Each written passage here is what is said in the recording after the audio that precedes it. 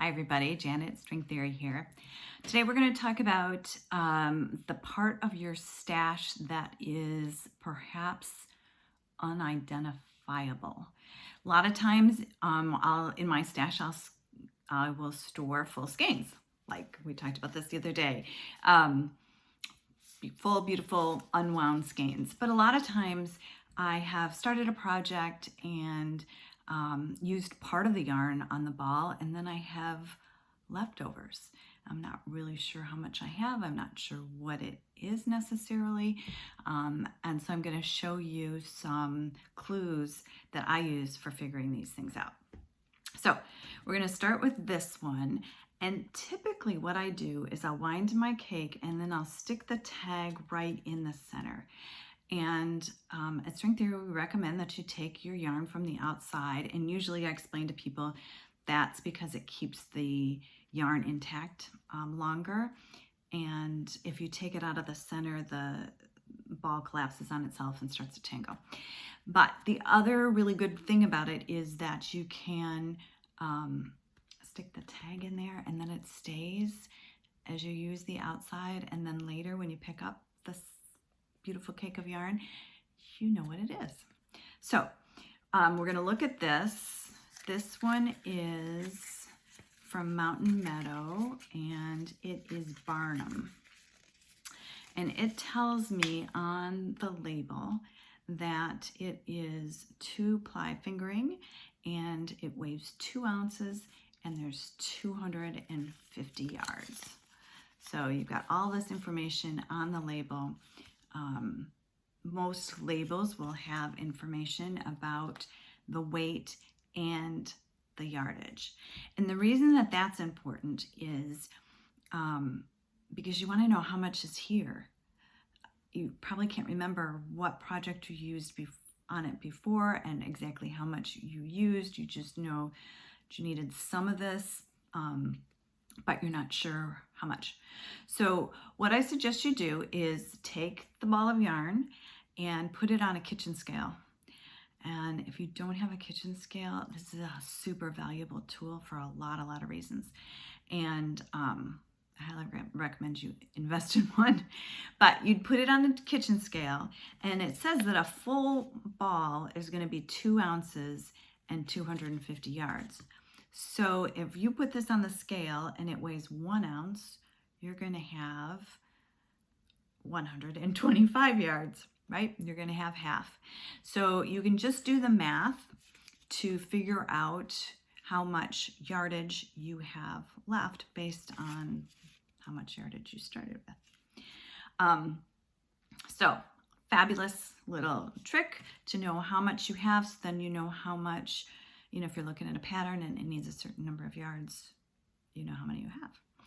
I also recommend that you write on the label how much you have left, because you did the math today, but maybe you're not going to use it for a little while.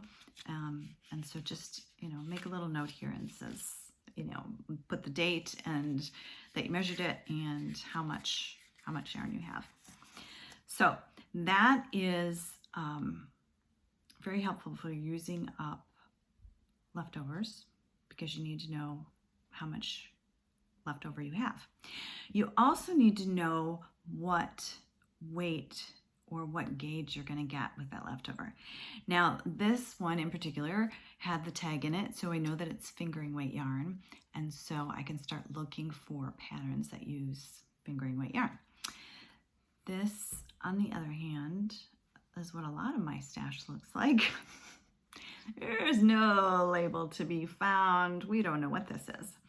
So for this kind of thing that you have no real idea what weight it is, you can look at it and guess, or maybe you're a beginner and are like, beats the heck out of me, I don't know. For these circumstances, we got these little tools in at String Theory, and this is called a WPI, or wraps per inch, and it has 2 little clever things. One has these lines across it that are thicknesses of yarns that you might have.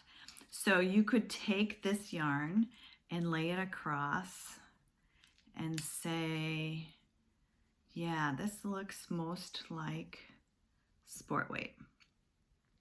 So that's probably what this is.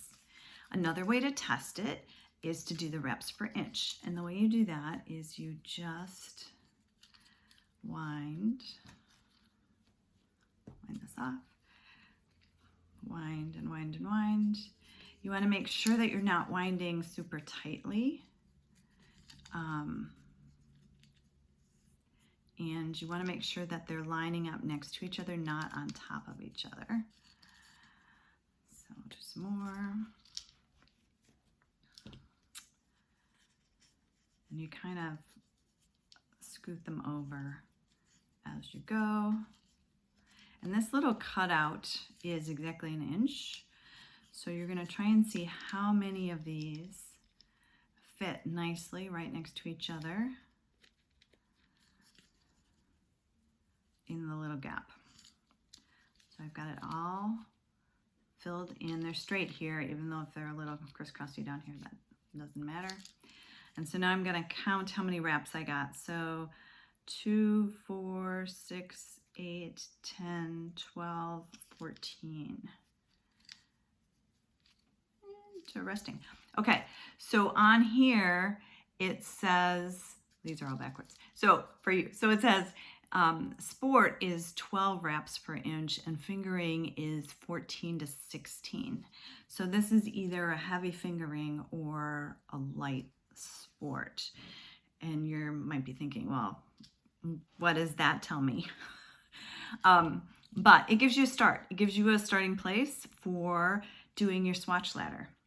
And so the other thing that I definitely recommend when you've got little scraps to use up is to do a swatch ladder with them and start, you know, so maybe this is fingering. So maybe you want to start with a size 2 needle and then do a 3 and then do a 4 and then do a 5 and see what fabric you like best for this yarn. So, and then if you look at it and you're like, oh, you know, this really does well at 5.5 stitches to the inch, then you can go over to Ravelry and do your search on Ravelry. And there's a filter for gauge. I think they do it by 4 inches. So 5.5 stitches to the inch is 22 to 4 inches, 22 stitches to 4 inches. And so you can search for patterns just based on the gauge that you got for this that you really enjoy. So those are my tips. Let me look at my notes, make sure I didn't miss anything. And